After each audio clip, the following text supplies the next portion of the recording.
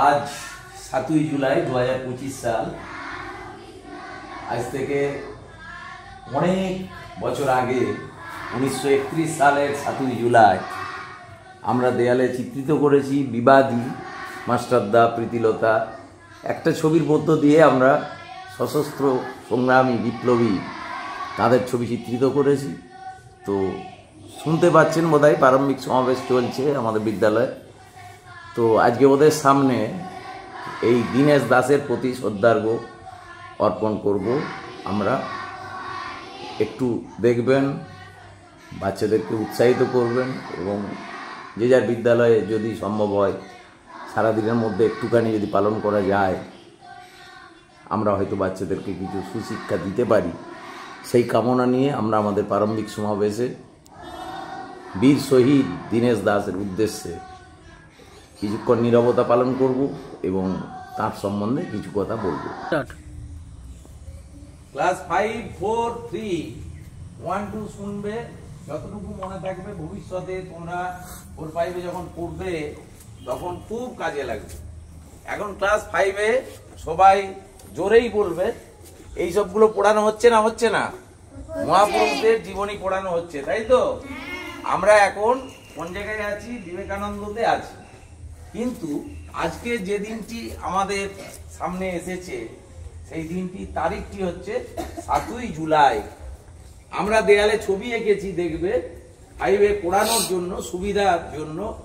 যেমন প্রীতিলতার কথা আছে আমাদের 5-এর বইয়ে, ঠিক সেই রকম পরিবেশ পরিচিতি বইয়ে মহাপুরুষদের জীবনী, তাদের জন্ম মৃত্যুর কথা উল্লেখ করা আছে এবং স্যারেদের মাধ্যমে বেশিটা জানতে হবে। তো আমরা বিভিন্ন কবি, বিপ্লবী, এদের ছবি বিভিন্ন জায়গায় এঁকে রেখেছি। আর ওই ছবিটির মাধ্যমে আমরা অনেক বিপ্লবীকে শ্রদ্ধা জানাতে পারি, কারণ ওখানে ছবিটির মধ্য দিয়ে একটা সংগ্রামকে তুলে ধরা হয়েছিল, যারা সশস্ত্র আন্দোলনের মাধ্যমে ভারতবর্ষের স্বাধীনতা ফিরে পেতে চেয়েছিলেন। তোমরা সবাই জানো বিনয় বাদল দীনেশ, আমি একটু ভুল বলে গেছি এর আগে, একটু তাড়াতাড়ি ছিল সেই সময়, সেই এসে দাঁড়িয়েছি। দীনেশ গুপ্ত, দীনেশ দাস বলা হয়ে গেছে। দীনেশ দাস কাস্তে কবি, সেই কবির কথা বলিনি, আমি বলেছি দীনেশ গুপ্তের কথা। বিনয় বাদল দীনেশের দীনেশ গুপ্ত, যিনি, ভালো করে শুনবেন, লোকের মৃত্যু হয়ে যাবে শুনলে লোকে ভয় পায়, তাদের ভয় চেতনায় এত কাজ করে তারা শুকিয়ে যায়। আর দীনেশ গুপ্তের 7 তারিখে ফাঁসি হবে, এইটা তাকে অনেকদিন আগেই অর্ডার করে দেওয়া হয়েছিল। এরপরে দীনেশ গুপ্তের 11 কিলো ওয়েট বেড়েছিল শোনার পরে যে আমার ফাঁসি হবে। এইটা শোনার পরে যে কদিন তিনি বেঁচে ছিলেন তার মধ্যে ফাঁসি হওয়ার আগে পর্যন্ত তার যা ওজন ছিল 11 কিলো ওজন বেড়ে গিয়েছিল। আর আমাদেরকে যদি একটু লাঠি দেখানো হয়, কাউকে যদি বলি দেখবি এক চোট মারবো, সঙ্গে সঙ্গে না মারবে না। আর দীনেশ গুপ্তকে যখন সকালবেলা 7ই জুলাই ভোরবেলা সার্জেন্ট এসে বলছেন যে চলুন আপনার ফাঁসি হবে, তিনি আগে থেকেই রেডি হয়ে আছে, স্নান করতে হবে, নতুন জামা কাপড় পরতে হবে। তো তাকে বলা হলো যে আপনার শেষ ইচ্ছা কি বলুন। তিনি বলেছিলেন যে আপনারা জোর করে আমাদের দেশটাকে দখলে রেখেছেন, সারা জীবন আমাদেরকে কোনো কথাই বলতে দিচ্ছেন না, আর এই সব প্রোটোকল মেনে কথাবার্তা আমি বলি না।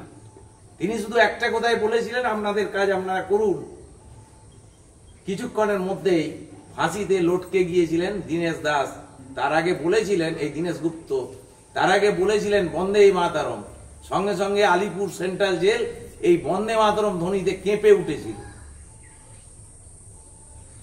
এই যে বিপ্লবীদের কথাবার্তা আমরা বলি, ক্লাস 5-এ পড়ানো হচ্ছে, খুব বিষয়টা সোজা নয়। তারা মনে করতেন যে এই মানব দেহ আজকে আছে, কালকে চলে যাবে, মৃত্যুকে ভয় পাওয়া চলবে না। এইটি আমাদের কবি, বিভিন্ন রকম ভাবে বলেছেন। রবীন্দ্রনাথ তার মধ্যে অগ্রগণ্য, যিনি বিভিন্ন ভাবে বলেছেন। কাজী নজরুল ইসলাম বলেছেন। আর কত শত প্রাণ বলিদান হয়ে গেছে আমাদের ভারতবর্ষের স্বাধীনতার জন্য। তাই সেই বিপ্লবীর প্রতি আমরা শ্রদ্ধা জানাবো। শ্রদ্ধা জানাবে আজকে আমাদের ছাত্রছাত্রীরা। হেড স্যার প্রথম শ্রদ্ধা জানাচ্ছেন। চলো ঠাকুরমা স্বামীজি সেই শহীদদের স্মৃতির উদ্দেশ্যে, আত্মার শ্রদ্ধার উদ্দেশ্যে আমরা তর্পণ করছি হেড স্যার। চলো এরপরে প্রণাম করবে, এনারা ভগবান। চলে এসো তুমি।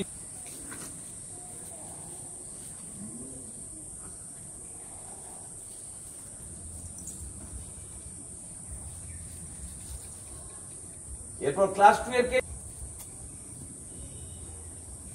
1 থেকে যাবে কিসকো। হ্যাঁ, এদের শ্রদ্ধা জানানো হয়েছে। আচ্ছা, PP1 থেকে চলে যাবে শ্রদ্ধা জানাতে। চলো, ভেরি গুড।